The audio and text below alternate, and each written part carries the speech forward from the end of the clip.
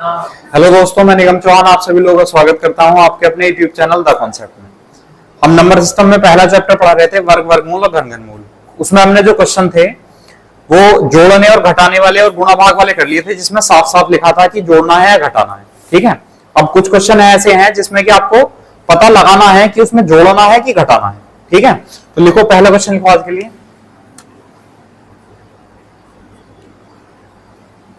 लिखो 5 अंकों की सबसे बड़ी संख्या ज्ञात कीजिए, या सबसे बड़ी संख्या कौन सी होगी।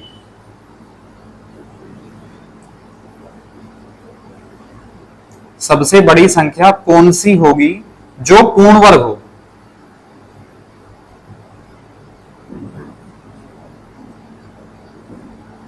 जो पूर्ण वर्ग हो, परफेक्ट स्क्वायर हो।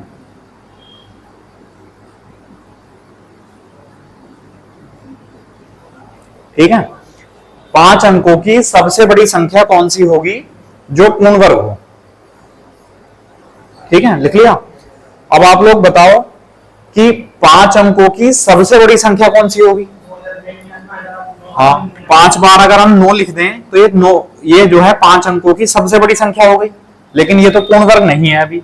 ठीक है, अब बताओ इसमें जोड़कर आएगा या घटाकर आएगा। हाँ बिल्कुल, क्यों जोड़कर क्यों नहीं आ सकता। बिल्कुल ठीक है, बहुत बढ़िया। अगर हमने इसमें कुछ भी जोड़ दिया, एक भी जोड़ दिया, तो कितने अंक हो जाएंगे, 6, और चाहिए 5 अंकों की। इसका मतलब घटाने वाली कंडीशन बनेगी, और घटाने वाली कंडीशन में हम क्या निकालते हैं, भाग विधि से वर्गमूल। अब समझ लो, भाग विधि से वर्गमूल निकालने के लिए पहले बनाते हैं हम जोड़े, और जोड़े बनाते हैं इस साइड से। अब ये 9 है, 9 में पढ़ो टेबल, तो 3 तिया 9, कुछ नहीं बचा। फिर क्या करेंगे, पूरा जोड़ा उतार लो, तो पूरा जोड़ा 99, जो भी है इसका दुगना, 3 का दुगना 6। अब 6 का टेबल इस 9 में पढ़ो, कितनी बार जाएगा, एक बार जाएगा, तो एक बार, और एक यहां लिखा आंसर के लिए, और एक से इसकी गुणा करेंगे, 61 ही का 61, 8 बचा और 3 बचा। अब क्या करेंगे, पूरा पेयर, पूरा पेयर 99 उतार लिया, 31 का दुगना, जो भी होगा ना इसका दुगना लिखते चले जाएंगे हर बार। अब 62 का टेबल तो याद नहीं है, लेकिन 6 का टेबल याद है, तो इस 6 का टेबल इस 3 में नहीं जा सकता, तो 38 में पढ़ो, कितनी बार जाएगा, 6 छंग 36, तो 6 बार जाएगा। तो गुणा भी हम 6 से करेंगे, मल्टीप्लाई भी 6 से करेंगे, और ये आंसर के लिए लिखना है 6। देखो 6 छंग 36 का 6, 6 दूनी 12, 2 14, 6 छंग 36 और 1 37। 9 में से 6 गया, कितना बचा, 3, 9 में से 4 गया 5, 8 में 7 गया 1, सॉरी 9 6 3, 9 4 5, 9 5 4 और 8 7 है, 143 बचा। अब एक बात बताओ, अगर यहां 0 बचता तो हम क्या कहते हैं कि संख्या पूर्ण वर्ग होगी। इसका मतलब अगर हम 143 को इसमें से घटा दें, जो भी संख्या आएगी वो पूर्ण वर्ग बनेगी। तो 143 को घटा दो इसमें से, 6 बचा, 5 बचा, 8 बचा, 9 है, ये आंसर है। ये 5 अंकों की सबसे बड़ी संख्या है जो पूर्ण वर्ग होगी। इससे बड़ी कोई संख्या 5 अंकों की नहीं होगी जो पूर्ण वर्ग होगी। ठीक है। अच्छा, अगर यहां ये पूछ ले कि जो संख्या बनेगी, कि 5 अंकों की जो संख्या बनेगी जो पूर्ण वर्ग होगी, उसका वर्गमूल क्या होगा, 316। ये 316 का वर्ग है, समझ आया। तो ध्यान रखना, अगर क्वेश्चन हमसे क्या क्या पूछा जा रहा है, ये पूछा जाएगा संख्या बताओ तो आंसर आ गया, पूछा जाएगा वो उस संख्या किसका वर्ग होगी वो, तो आंसर आ जाएगा 316।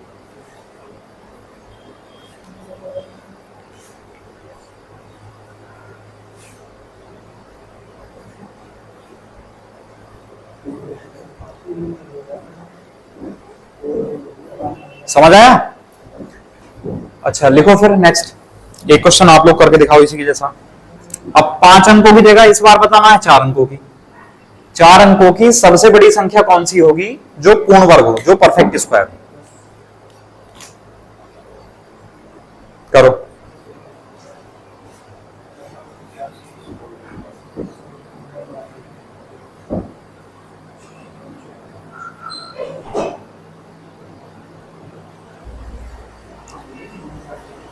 चलो देखो समझ लो, चार अंकों की सबसे बड़ी संख्या की बात चल रही है, तो चार अंकों की सबसे बड़ी संख्या क्या होगी? 4 बार 9, और वर्गमूल निकालेंगे क्योंकि इसमें से घटाना ही पड़ेगा, जोड़ तो सकते नहीं हम, तो जोड़े बनाएंगे पहले। अब 99 का जोड़ा बना, 99 पढ़ो टेबल, 9 9 81, सबसे बड़ा नंबर 9 ही होगा, 9 से ज्यादा कभी नहीं जाएगा। 9 9 81, 18 बचा। अब क्या करेंगे? पूरा जोड़ा, 9 का दुगना 18, ठीक है। अब 18 का टेबल आप 18 में पढ़ोगे तो एक बार जाएगा, लेकिन अगर हमने एक बार लिया तो 181 तो बहुत छोटा नंबर हो जाएगा। अब इसका मतलब आप ऐसा करो, 3 बार 3 नंबर में लो, 18 भाई 180 10 बार जाएगा, लेकिन भाग विधि से वर्गमूल निकालते टाइम कभी भी 10 बार नहीं जाएगा टेबल, ज्यादा से ज्यादा 9 बार जाएगा। तो देख ले रहे हैं 9 बार जाएगा कि नहीं। 9 से गुणा करेंगे, 9 9 81 का 1 हाथ से लगा 8, 9 8 72, 72 8 80, और 9 1 9 8 17, घटाएंगे 9 में से 1 गया 8, 9 बचा और 1 बचा, ठीक है। इसका मतलब अगर 198 को हम इसमें से घटा दें तो जो भी संख्या बनेगी वो पूर्ण वर्ग होगी। 198 को घटा दो इसमें से, 1 बचा, 0 बचा, 8 बचा, 1 बचा, सॉरी 9, 9801 9801, ये जो है 4 अंकों की सबसे बड़ी संख्या होगी जो परफेक्ट स्क्वायर होगी। आया समझ?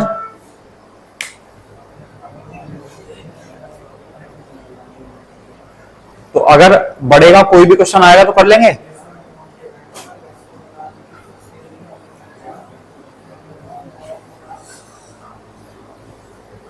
अब एक दो क्वेश्चन छोटे के लिए कर लो, अगर छोटे का कहेगा छोटे से छोटे के लिए तो क्या करना है, ये लिख लो। चलो, 5 अंकों की सबसे छोटी संख्या, 5 अंकों की सबसे छोटी संख्या नहीं, 6 अंक लिखो। 6 अंकों की सबसे छोटी संख्या कौन सी होगी जो पूर्ण वर्ग होगी? 5 अंकों की तो होगी अपने आप में परफेक्ट स्क्वायर, एक के बाद 4 जीरो आएंगे, वो तो होगा पूर्ण वर्ग। 6 अंकों की सबसे छोटी संख्या कौन सी है जो पूर्ण वर्ग होगी?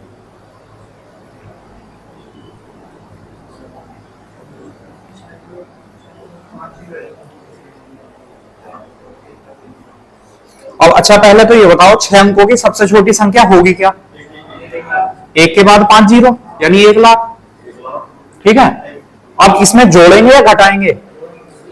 जोड़ेंगे, क्योंकि अगर हमने घटा दिया तो अंक 5 रह जाएंगे, इसका मतलब जोड़ना पड़ेगा। तो जोड़ने वाली कंडीशन में भी हम भाग विधि से वर्गमूल ही निकालते हैं, लेकिन हमें लास्ट में क्या करना पड़ता है उसमें बताओ? एक एक्स्ट्रा लेके चलते हैं, जैसे कि सबसे पहले जोड़े बनाएंगे, तो 3 3 9, 1 बचा, फिर पूरा एक जोड़ा उतार लिया, 3 का दुगना, तो 6 का टेबल 10 में एक बार जाएगा, 61 का 61, जो भी लिखते हैं ना उसी से गुणा करते हैं, 61 का 61, 9 बचा, 39 बचा। अब क्या करेंगे? पूरा एक जोड़ा, तो पूरा जोड़ा 0 0, 31 का दुगना 62। अब 6 का टेबल कितनी बार जा सकता है 39 में? 6 बार जा सकता है। अलग करके देख लो एक बार, है ना, चला जाएगा पता है, लेकिन फिर भी कर लो। 6 लिखेंगे तो 6 से गुणा करेंगे, तो 6 छंग 36, 6 दूनी 12, 3 15, और 6 छंग 36 और 1 37, मतलब 6 बार चला जाएगा टेबल। लेकिन बात है जोड़ने वाली, तो आप यहां एक नंबर एक्स्ट्रा लेके चलो, 6 बार जाएगा, 7 बार लेके चलो, और 7 से ही गुणा करेंगे इसकी। 7 7 49, 7 दूनी 14, 4 18, 7 छंग 42 और 1 43। अब आपने जब ज्यादा लिया है तो बड़ा ही नंबर आएगा, तो हम बड़े में से छोटा घटाएंगे। बड़ा तो ये है, जब इसमें से ऊपर वाले को घटाएंगे तो 9 में से 0 जाएगा 9, 8 में से 0 8, और 13 में से 9 जाएगा 6। इसका मतलब हमें जो है इस नंबर को इतना बढ़ाना है जिससे कि ये इतना आ जाएगा, और इतना कब आएगा? जब 489 जोड़ेंगे, ठीक है। तो जो नंबर था 1 लाख, इसमें 489 जोड़ दो तो जाएगा 1000489। ये 6 अंकों की सबसे छोटी संख्या होगी जो पूर्ण वर्ग होगी, जो परफेक्ट स्क्वायर होगी। आया समझ? अभी इससे पहले जो क्वेश्चन कराए गए थे ना, वो डायरेक्ट उसमें ऐसा लिखा हुआ था कि कोई संख्या दे दी, ऐसा कह दिया कि 1 लाख में क्या जोड़ें जिससे कि ये पूर्ण वर्ग हो, तो ऐसे क्वेश्चन सिखाए थे परसों, ठीक है।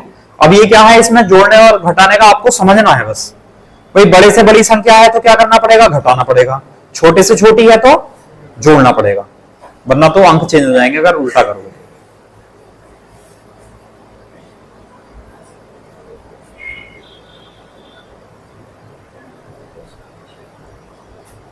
कर लोगे? हो जाने चाहिए ना, इस टाइप पे कोई दिक्कत नहीं आएगी, कर लोगे।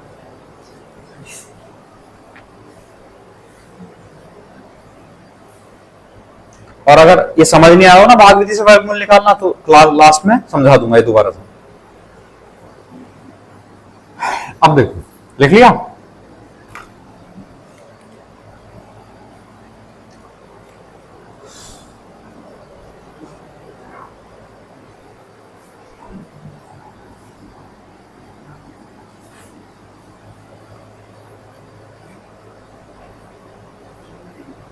ठीक है, अब देखो समझ लो थोड़ा सा।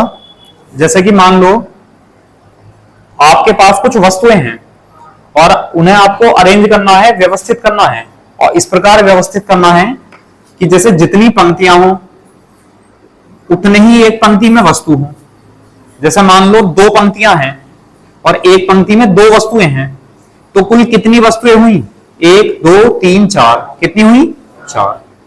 और अगर 3 पंक्तियां हैं और एक पंक्ति में 3 ही वस्तुएं हैं, तो कितनी वस्तुएं हुई भाई? 3 6 3 9, हम गिन सकते हैं इनको, तो कोई दिक्कत नहीं है। और अगर मान लो 4 पंक्तियां हैं और एक पंक्ति में 4 ही वस्तुएं हैं, तो कितनी वस्तुएं हुई कुल? 16। ठीक है, अब मैं कहूं कि 10 पंक्तियां हैं और एक पंक्ति में 10 ही वस्तुएं हैं, तो कितनी वस्तुएं हुई कुल? कैसे पता चला? स्क्वायर करके। ठीक है, मतलब जितनी पंक्ति उतनी रो, तो क्या करेंगे? 2 पंक्ति 2 कॉलम तो 2 का स्क्वायर, 3 पंक्ति 3 कॉलम तो 3 का स्क्वायर, 4 पंक्ति एक पंक्ति में 4 वस्तु तो 4 का स्क्वायर। समझ आया? लिखो फिर एक क्वेश्चन।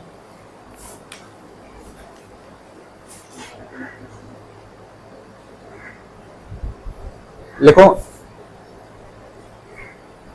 एक व्यक्ति के पास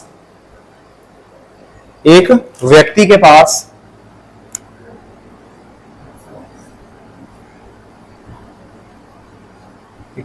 पास 4096 4096 वस्तुएं हैं। एक व्यक्ति के पास 4096 वस्तुएं हैं, वह उन्हें इस प्रकार व्यवस्थित करना चाहता है, वह उन्हें इस प्रकार व्यवस्थित करना चाहता है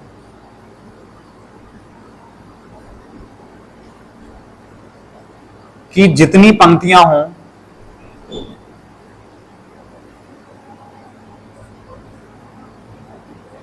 जितनी पंक्तियां मतलब रो, जितनी पंक्तियां हों उतनी ही एक पंक्ति में वस्तु हो।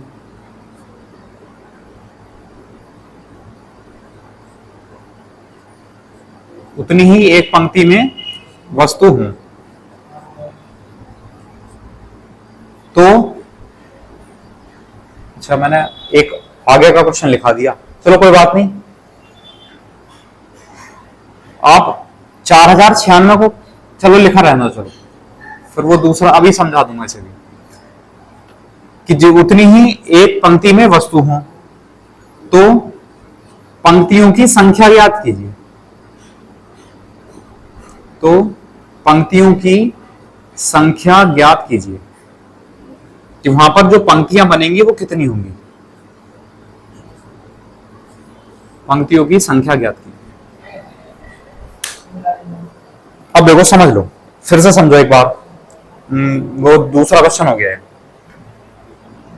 अब मैं आपसे उल्टा पूछ लूं, मैं कहूं आपके पास 4 वस्तुएं हैं और 4 वस्तुओं को व्यवस्थित करो कि जितनी पंक्तियां हो उतनी एक पंक्ति में वस्तु हो, तो क्या करोगे? बिल्कुल ठीक है, इसका वर्गमूल निकाल लो। आप 4 का वर्गमूल निकालेंगे 2 आएगा, तो एक पंक्ति में 2 वस्तुएं और 2 पंक्ति। 9 का वर्गमूल निकालेंगे तो 3 पंक्तियां और एक पंक्ति में 3 वस्तु। 16 का वर्गमूल निकालेंगे तो 4 पंक्तियां और 4 वस्तु एक पंक्ति। समझ आया है ना? रटने वाली चीज तो नहीं है कुछ भी, समझ के चलना। तो अब उसके पास जो है कुल 4096 वस्तुएं हैं, ठीक है, और व्यवस्था करना चाहता है वो कि जितनी पंक्तियां हो उतनी एक पंक्ति में वस्तु हो। तो आपको क्या करना है, इसका स्क्वायर रूट, इसका वर्गमूल। जब वर्गमूल करेंगे, जब आपसे कुल संख्या पूछेगा ना, ध्यान रखना, जब आपसे कुल संख्या पूछेगा तब हम करेंगे वर्ग। जब आपसे पंक्तियों की संख्या या एक पंक्ति में वस्तुओं की संख्या पूछेगा तो निकालेंगे वर्गमूल, ठीक है। और अगर ये चीज भी ध्यान ना आए तो फिर आप ऐसा करना, आपने देखा होगा कि जैसे मान लो कोई शादी ब्याह है, वहां पर कुर्सियां लगाई गई हैं बहुत सारी, अब कुर्सियों की काउंटिंग करनी है तो क्या करते हो, इस साइड की कुर्सियां गिन ली और इस साइड की कुर्सियां गिन ली, और क्या करते हो, गुणा करते हो, है ना, ये तो करते हो। तो अब जैसा हमें ये नहीं पता था कि कितनी पंक्तियां और एक पंक्ति में कितनी वस्तुएं, हम कैसे निकालेंगे, तब तरीका समझ लो। हमने मान लिया कि इस तरह जो है पंक्तियों में वस्तु लगाई गई है, तो इस तरह जो है एक पंक्ति में x वस्तुएं हैं, और जो पंक्तियां लगी हैं ये भी x हैं, क्योंकि उसमें कहा उन्हें इस प्रकार व्यवस्थित करना चाहता है कि जितनी पंक्तियां हो उतनी ही एक पंक्ति में वस्तु हो। x पंक्ति है तो एक पंक्ति में x ही वस्तु होंगी। तो आप बताओ यहां कुल वस्तुएं कितनी होंगी, हाँ x गुणा x कुल वस्तुएं हो गई, और कुल वस्तुएं कितनी है, 4096। ये एक्स स्क्वायर बराबर कितना आ जाएगा, 4096, और x बराबर कितना आ जाएगा, स्क्वायर हटेगा तो वर्गमूल लगेगा 4096, और 4096 का वर्गमूल कितना आ जाएगा, 64। भाग विधि से निकाल लो, या एक तरीका मैंने और भी समझाया था, ठीक है। तो कितना आया, 64। इसका मतलब वहां पर जो पंक्तियां होंगी वो कितनी होंगी, 64 पंक्तियां होंगी, या एक पंक्ति में कितनी वस्तुएं होंगी, 64 ही वस्तुएं होंगी। आया समझ, तो वो रटने वाली चीज खत्म हो जाएगी अगर आप क्वेश्चन को इस तरह समझ लो। अगर आपको ना समझ में आए ना तो फिर तरीका यही करना, उसमें रटना नहीं पड़ेगा कि कब क्या करना है।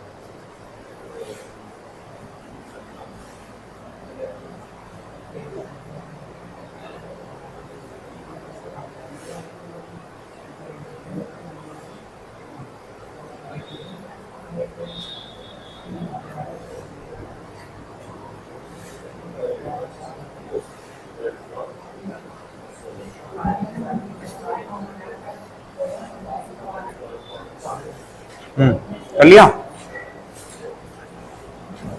अब देखो कभी कभी वो ना लैंग्वेज चेंज कर देता है सवाल की, तो समझ लो लैंग्वेज चेंज करेगा तो क्या करेगा, वो लैंग्वेज ये कर देगा कि जैसे लिखा ना, जितनी पंक्तियां हो उतनी एक पंक्ति में वस्तु हो, वो इनकी जगह लिख देता है कि ठोस वर्ग में व्यवस्थित करना है। ठोस वर्ग मतलब ऐसा ना लिखकर कि जितनी पंक्ति उतना ही वस्तु एक पंक्ति में, ऐसा ना लिखकर वो ये कह देगा कि एक व्यक्ति के पास 4096 वस्तुएं हैं, वह उन्हें ठोस वर्ग में लगाना चाहता है या ठोस वर्ग में व्यवस्थित करना चाहता है। तो ठोस वर्ग का मतलब भी यही है कि जितनी पंक्तियां उतनी एक पंक्ति में वस्तु। आया समझ में? तो यही तरीका है ना।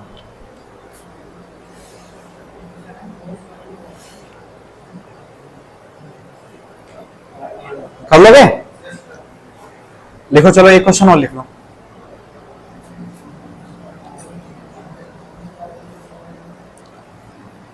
लिखो, एक व्यक्ति के पास, अब क्या लैंग्वेज चेंज कर लेना थोड़ी सी, एक व्यक्ति के पास 1444 बच्चे हैं। बच्चे वर्क करता है। एक व्यक्ति के पास, वस्तु ना लिख के बच्चे लिखो, एक व्यक्ति के पास 1444 बच्चे हैं।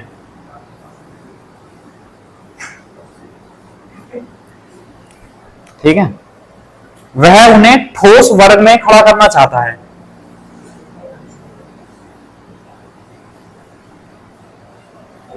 हाँ, ठोस वर्ग, वह उन्हें ठोस वर्ग में खड़ा करना चाहता है।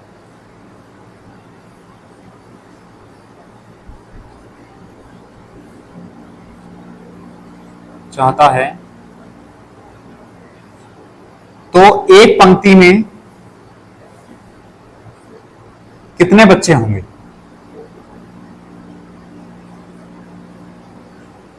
एक पंक्ति में कितने बच्चे होंगे?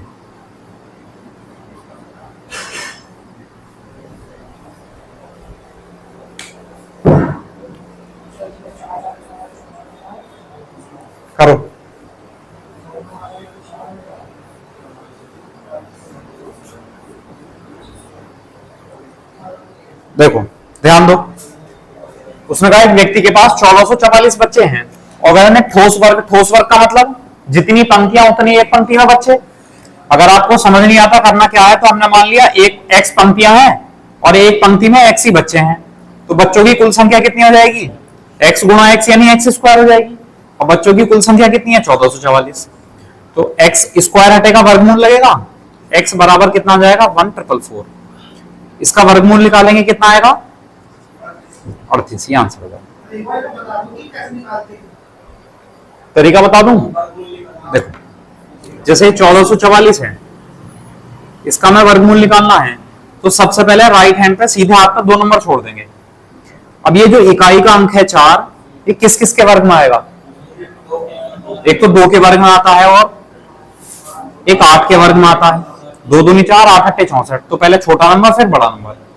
अब ये नंबर क्या है, 14 को चेक करो किस किस के वर्ग के बीच में आएगा। देखो दो, हाँ बिल्कुल ठीक है, 3 का वर्ग 9, 4 का वर्ग 16, तो 3 और 4 के बीच में आएगा। दोनों में से छोटा नंबर, दोनों में से छोटा नंबर लिख लो हमेशा। अब या तो 32 आंसर होगा या 38 आंसर होगा। ये चेक करने के लिए जो नंबर है 3, इसकी गुणा अगले नंबर से करो, 3 की गुणा करो 4 से, तो 3 चौक। अब ये देखो वर्गमूल के अंदर लिखा है 14, वर्गमूल के बाहर लिखा है 12, तो वर्गमूल के अंदर की संख्या कैसी है, बड़ी है छोटी, बड़ी है ना। वर्गमूल के अंदर बड़ा नंबर है तो आंसर बड़ा होगा। अगर ये अंदर छोटा होगा तो छोटा होगा, और अगर ये दोनों बराबर होंगे तब भी आंसर बड़ा होगा। अगर दोनों बराबर है तब भी बड़ा, अंदर वाली संख्या बड़ी है तब भी बड़ा, और अंदर वाली संख्या छोटी है तब छोटा। इसलिए आंसर कितना है, 30। हाँ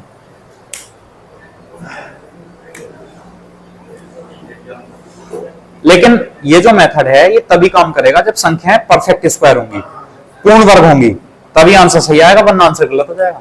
और यहां तो हमें पता है जब वो ठोस वर्ग में खड़ा करेगा तो संख्याएं पूर्ण वर्ग ही आएंगी।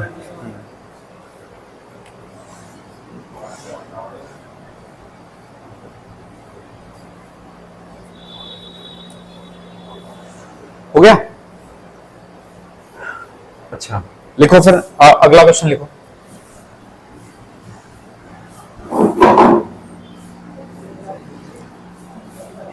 देखो एक व्यक्ति के पास कुछ बच्चे हैं, एक व्यक्ति के पास कुछ बच्चे हैं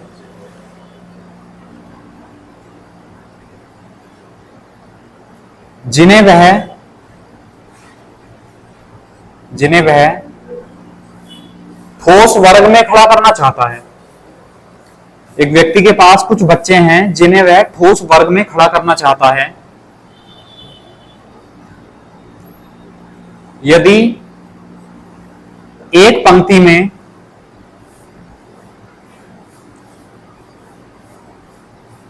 318 बच्चे हों,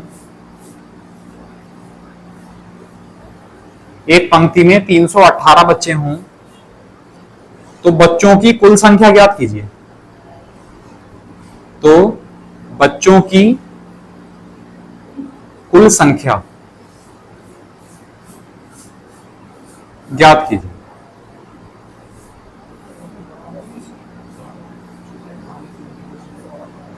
करो।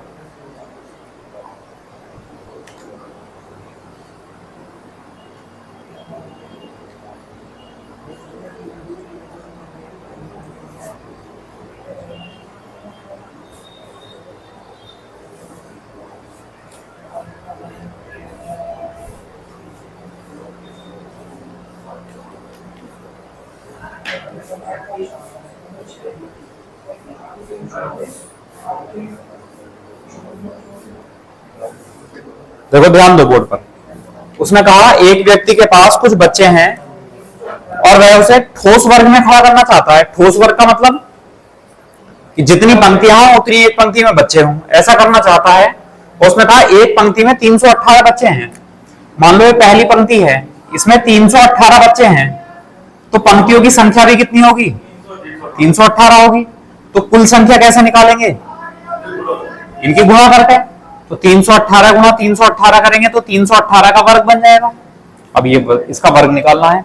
देखो वर्ग निकालने का एक मेथड बताया गया है कि एक नंबर छोड़ो इधर, 8 का वर्ग 64, 31 का स्क्वायर 961, ठीक है। फिर एक नंबर छोड़ दो, 31 की गुणा 8 से करेंगे, फिर 8 की गुणा 2 से करेंगे, यानी 2 8 16, 16 एकम 16 का 86 लगा, एक 16 की 48 और एक 49, मतलब 31 की गुणा 8 से करी, जो आया उसकी गुणा 2 से करी, और एक नंबर छोड़ के लिख दिया और फिर जोड़ दिया। 4 6 और 6 12, 9 और 1 10 और 1 11, 6 4 10 और 1 11, 9 और 1 10, 10 11 24, यानी बच्चों की कुल संख्या कितनी थी वहां पर? 10 1 लाख 1,11,11,24, 1,11,24। आया समझ?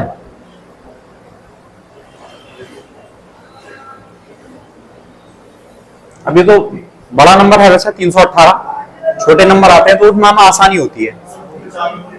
बिल्कुल ऐसे कर सकते हैं, एक ही, हाँ, जैसा मान लो एक नंबर होता 1054 होता, इसका हम स्क्वायर निकाल रहे होते तो राइट हैंड पे एक ही नंबर छोड़ना है। 4 का वर्ग 16, 105 का वर्ग 110 25, फिर एक नंबर छोड़ दो, 105 की 4 से गुणा करो, फिर 2 से गुणा करो, यानी 2 चौक 8, 8 5 40 और 8 का 8, जोड़ दो, यह आ जाएगा। तो तरीका सभी के लिए सेम है, चाहे 1 2 अंक हो, चाहे 3 अंक हो, या चाहे 4।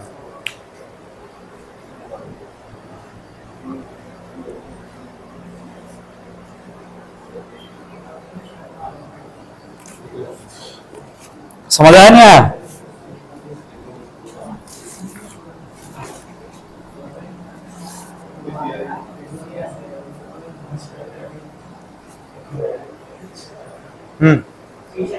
बताओ, ये समझ आया?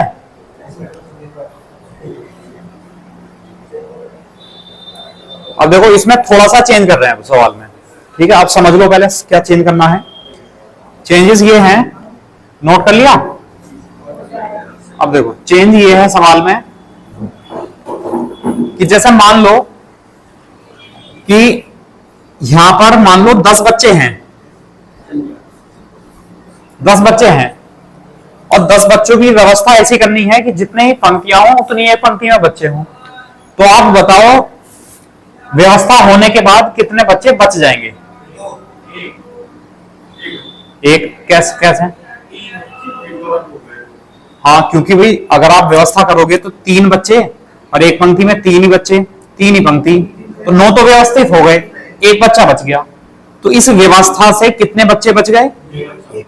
तो आंसर आ जाएगा इसका 1, ठीक है। मतलब क्वेश्चन अब इस तरह आएगा कि मान लो कि 10 बच्चे हैं और उन्हें इस तरह व्यवस्थित करना है कि जितनी पंक्तियां हो उतनी एक पंक्ति में बच्चे हों, तो व्यवस्था करने के बाद कितने बच्चे बच जाएंगे, ठीक है। तो अब क्या करना है? तो हमें निकालना है वर्गमूल, और वर्गमूल निकालने के बाद जो बच जाएगा वो आंसर हो जाएगा, ठीक है। लिखो क्वेश्चन, लिखो।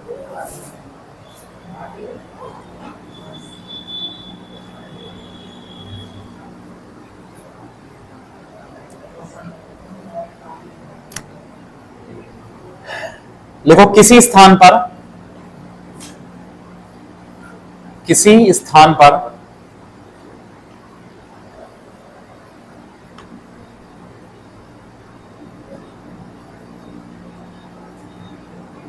1092 सैनिक हैं, 1092 किसी स्थान पर 1092 सैनिक हैं,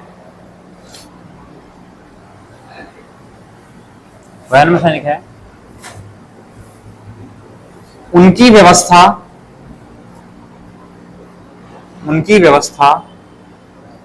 ठोस वर्ग में की जाती है।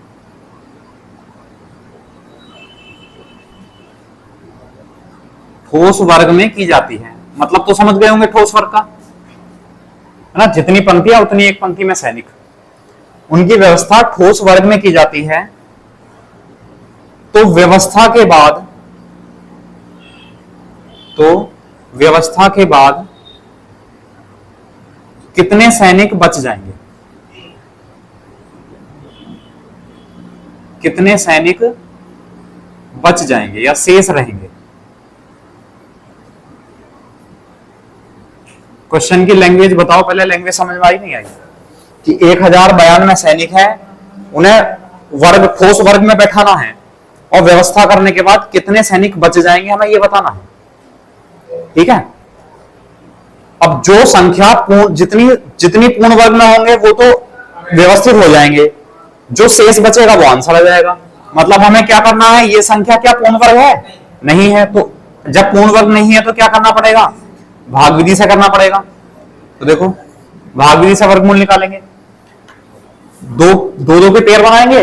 अब 10 में पढ़ो टेबल, 3 से 3 तिया 9, एक बचा, पूरा एक पेयर उतार लिया बयान में, 3 का दुगना, तो 6 का टेबल आप 19 में पढ़ो, 6 तिया 18, 3 बार चला जाएगा टेबल, तो 3 बार और 3 से इसकी गुणा करेंगे, 3 तिया 9 और 3 छन 18, तो 12 में से 9 गए, कितना बचा। तो व्यवस्था तो 33 की हो गई होगी, मतलब 33 पंक्ति और एक पंक्ति में 33 सैनिक, उनकी तो व्यवस्था हो गई। ये जो बच गए हैं तो ये 3 सैनिक जो है शेष बचे हैं, और यही हमसे पूछा कितने बच जाएंगे, तो शेष कितने सैनिक बच जाएंगे, 3। आया समझ में।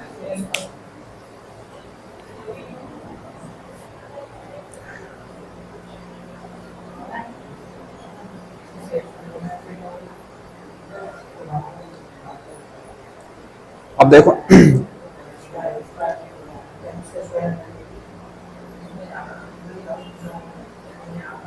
नहीं देखा क्या,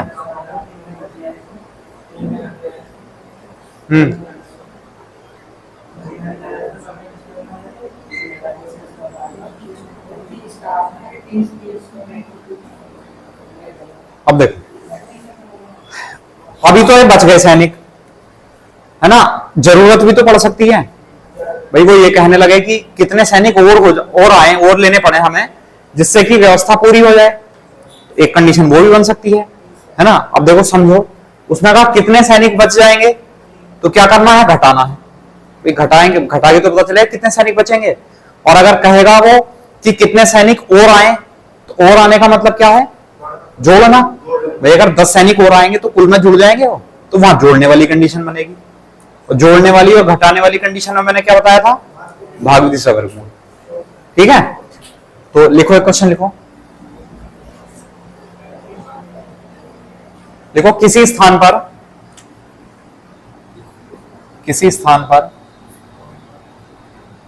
2041 2041 सैनिक हैं, किसी स्थान पर 2041 सैनिक हैं,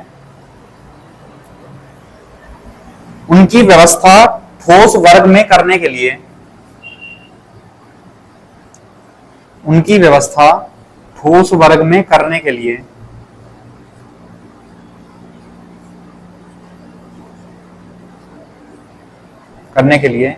कितने और सैनिकों की आवश्यकता होगी, करने के लिए कितने और सैनिकों की आवश्यकता होगी।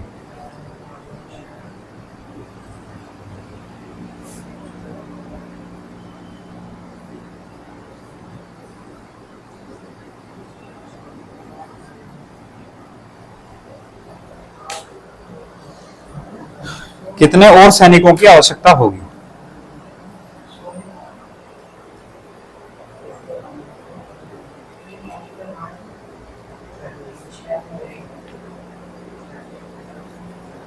करो,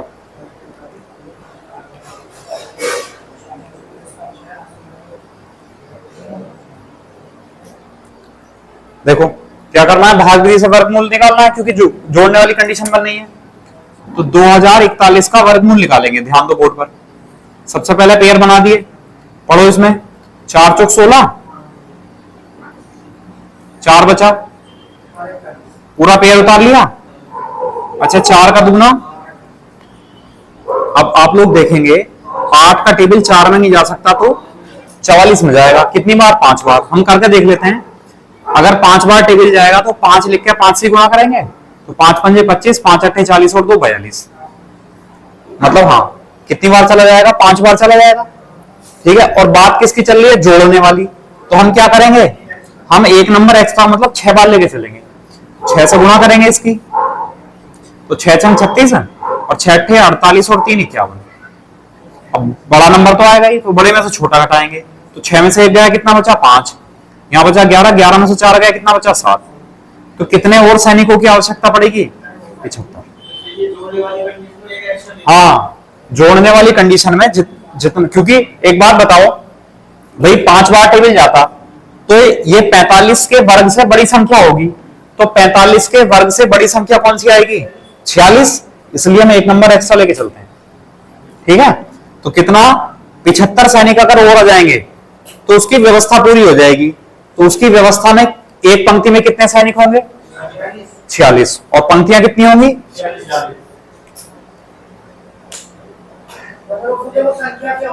हाँ, अगर वो पूछ ले कि संख्या क्या होगी, तो 2041 में 75 जोड़ दो। अगर वो ये पूछ लेना कि व्यवस्था होने के बाद कुल कितने सैनिक होंगे, तो 2041 सैनिक थे, 75 की और जरूरत पड़ेगी, तो 2041 प्लस 75, वो आंसर आ जाएगा। ये 46 कवर कर दो। ठीक है, तो इन्हें रटना नहीं है। अभी भी क्वेश्चन तो जितने बनाने चाहो उतने बन जाएंगे, समझ गए? अब रटोगे तो कोई दिक्कत नहीं है, जरूरी नहीं है, कोई भरोसा थोड़ी है कि ऐसे क्वेश्चन आएगा पेपर में। इसलिए चीजों को समझ के चलना, जितनी बार समझ में ना आए उतनी बार पूछ लो, कोई दिक्कत नहीं है। और बहुत सारे बच्चों की एक कमी होती है कि वो ना क्लास में पूछना नहीं चाहते, उन्हें ऐसा लगता है कि हमारी बेइज्जती हो जाएगी। ये होता है, ये मेरे साथ भी होता था जब मैं पढ़ता था। मैंने कभी टीचर से पूछता नहीं था क्लास में, बस अपने आप जितना समझ आया समझ लिया, वरना तो बाद में किताबों में दिमाग मारा, अपने आप समझा, या किसी को समझ में आ गया हो तो उससे पूछ लिया। बस टीचर से हिम्मत ही नहीं, अब भी नहीं होती। अब भी जब हमारा कभी ट्रेनिंग वगैरह होती है और ट्रेनिंग में टीचर ट्रेन करते हैं, पढ़ाते हैं, तो मैं कभी नहीं पूछता, चुपचाप बैठा रहता हूँ। हाँ, तो ये होता ही है, ये बहुत लोगों के अंदर होता। तो क्लास के बाद पूछ लेना, अभी ना पूछ पा रहे हो तो बाद में पूछ लेना। चलो कर लेंगे इस टाइप के। अब लिखो, नेक्स्ट लिखो फिर।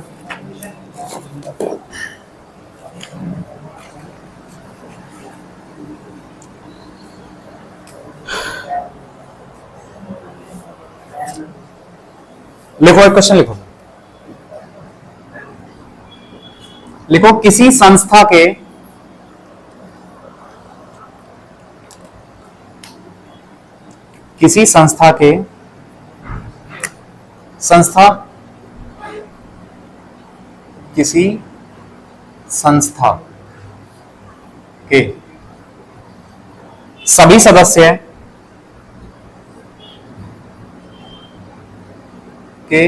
सभी सदस्य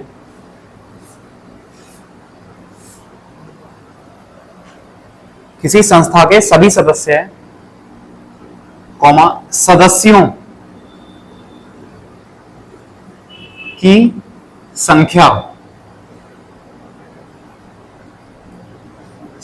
की संख्या के बराबर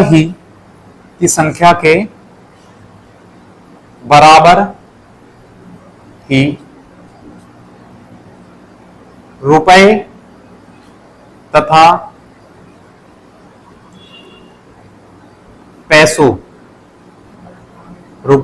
पैसों का योगदान करते हैं या योगदान देते हैं। अभी लिख लो, अभी मैं समझाऊंगा बाद में, लिखते लिखते मत समझना। रुपए तथा पैसों का योगदान देते हैं यदि कुल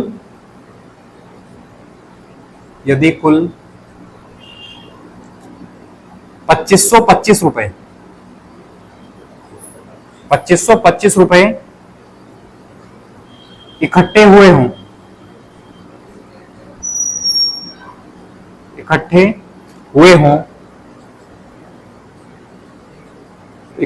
हों तो सदस्यों की संख्या ज्ञात कीजिए।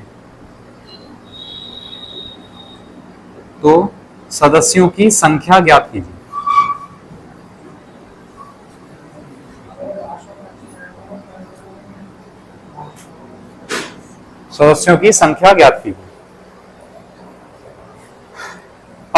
पहले तो आप लोग बताओ ये क्वेश्चन समझ में आया? अच्छा ऑप्शन भी लिख लो चाहो तो। सीजीएल 2016 में आया हुआ क्वेश्चन है। हाँ 2016 में।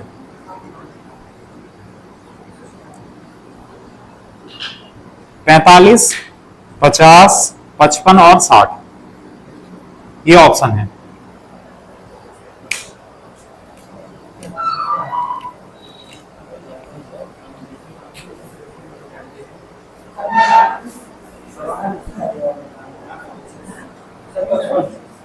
कितना है? 55। चलो देखते हैं, पहले तो ये समझ लो क्वेश्चन की लैंग्वेज क्या है। उसमें कहा है कोई एक संस्था है, ठीक है, उसमें क्या है, उसमें जो सभी सदस्य हैं वो सदस्यों की संख्या के बराबर तो रुपए देते हैं और बराबर ही पैसे देते हैं। मतलब क्या है समझ लो भाई, अगर मान लो 10 सदस्य हैं तो एक सदस्य 10 रुपए देगा और 10 पैसे देगा। समझ रहे? अगर मान लो 10 सदस्य हैं तो एक सदस्य 10 रुपए और 10 पैसे देगा। अगर 20 सदस्य हैं तो एक सदस्य 20 रुपए 20 पैसे देगा। 25 सदस्य हैं तो एक व्यक्ति 25 रुपए और 25 पैसे। उसमें कहा ना सदस्यों की संख्या के बराबर रुपए और तथा पैसे, जितने रुपए देता है एक व्यक्ति उतने पैसे देता है। ठीक है, अब मान लो कि सदस्य जो हैं वो एक्स हैं, सदस्यों की जो संख्या है वो एक्स है, तो एक सदस्य से कितने रुपए आए होंगे? हाँ, एक सदस्य से आए होंगे एक्स रुपए प्लस एक्स पैसे, ये एक सदस्य से आए होंगे। ठीक है, अब अगर मैं कहूं आपसे कि जैसा मान लो एक सदस्य ने 5 रुपए दिए और 10 सदस्य हैं तो कुल कितने रुपए इकट्ठे होंगे? 10 पंजे 50। भाई सदस्य जितने रुपए आए एक से उनकी गुणा कुल से कर दो तो कुल रुपए आ जाएंगे। तो अगर मैं यहां एक्स की गुणा इनसे कर दूं, एक्स की गुणा एक्स रुपए प्लस एक्स पैसे से कर दूं, या इस एक्स पैसे को हम 100 से भाग करके रुपए बना लें, है ना, ये रुपए थे इसको भी हमने रुपए बना लिया 100 से भाग करके, तो कुल इतने रुपए इकट्ठे हो जाएंगे। और कुल रुपए कितने हैं? 2525 बराबर कर दिया। आप सोल्व करेंगे, देखो 100x प्लस एक्स कितना हो जाएगा? 101x। 101x बटे 100 और ये x पहले से ही था यहां, बराबर 2525। अब भाग करेंगे, देखो इसे, तो 101 से ऐसा भाग करो, 101 से 2 बार भाग जाएगा पहले, कितना बचेगा? 52। 2 बार भाग जाएगा तो बचेगा 50। फिर 5 उतारेंगे, 5 से 5 हो जाएगा, तो 101 गुणा 5 500, है ना। इस 101 से हमने 2525 को भाग किया तो 2 बार जाएगा पहले, 202 घटाएंगे तो 50 बचा, फिर 5 उतार लिया तो 5 बार जाएगा। ठीक है, अब 100 की गुणा कर दो तो x बराबर एक्स स्क्वायर, ये x गुणा x कितना हो जाएगा? एक्स स्क्वायर बराबर 25 गुणा 100 यानी 2500। स्क्वायर हटेगा वर्गमूल लगेगा, x बराबर कितना आ जाएगा? अंडर रूट 2500, और 2500 का वर्गमूल, और x क्या था? सदस्यों की संख्या, तो आंसर आ जाएगा 50। बताओ समझ आया नहीं आया? अब सीजीएल ने दिया तो बढ़िया क्वेश्चन दिया होगा, है ना, थोड़ा सा दिमाग लगाना पड़ेगा। हाँ हाँ, अगर आपने पैसों का ध्यान नहीं दिया ना तो पता हमारा दिमाग क्या क्या सोचेगा? हमारा दिमाग ये सोचेगा कि बाद में 25 आया है, 5 होगा, या तो 45 आंसर होगा या 55 आंसर होगा।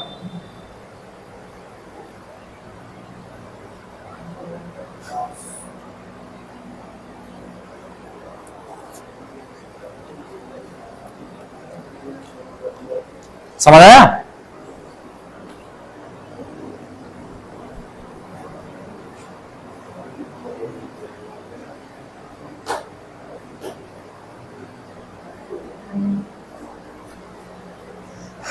ठीक है, तो और भी बहुत सारे क्वेश्चन बन सकते हैं ऐसे, आप लोग करके देखेंगे। ठीक है, अच्छा अभी और भी क्वेश्चन है वैसे।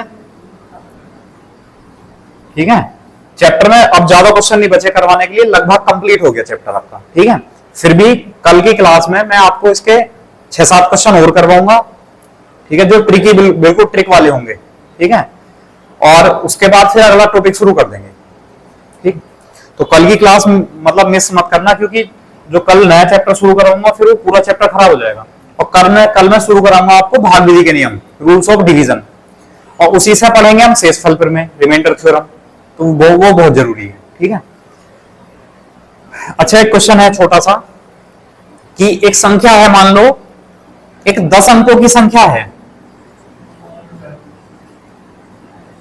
एक 10 अंकों की संख्या है, और अगर हम इसका वर्गमूल निकालें तो इसका वर्गमूल जब निकालेंगे तो उसका जो आंसर आएगा उसमें कितने अंक होंगे?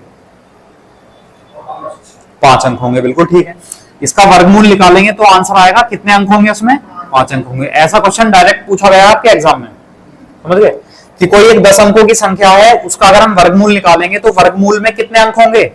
5। आधे, है ना। अगर मैं कहूं कि 12 अंकों की संख्या है, उसका वर्गमूल निकालेंगे तो उसमें कितने अंक आएंगे? 6 अंक आएंगे। आया समझ? आधा कर दो। अब देखो, अब बताते हैं। 20 है, बताऊंगा अभी। अगर 20, हाँ बताऊंगा अभी। अगर 20 है, मान लो 20 संख्याओं की, 20 अंकों की एक संख्या है, उसका वर्गमूल निकालेंगे तो 10 अंक आएंगे। ठीक है। अब मान लो कि 13 अंक हो, 13 अंकों की संख्या है, इसका हम वर्गमूल निकाल रहे हैं तो कितने अंक आएंगे? तो एक तो तरीका यह है कि अगर हम इसका आधा करेंगे तो कितना आएगा? 6.5। 6.5 को लगभग क्या लिखेंगे? तो आंसर आ गया 7। ठीक है। या फिर जो इसका जो लॉजिकल है मेथड वो ये है कि अगर कोई 13 अंकों की संख्या लिखी है, उसका हम भागविधि से वर्गमूल निकालना है मान लो, तो उसमें जोड़े कितने बनेंगे? 7 जोड़े बनेंगे।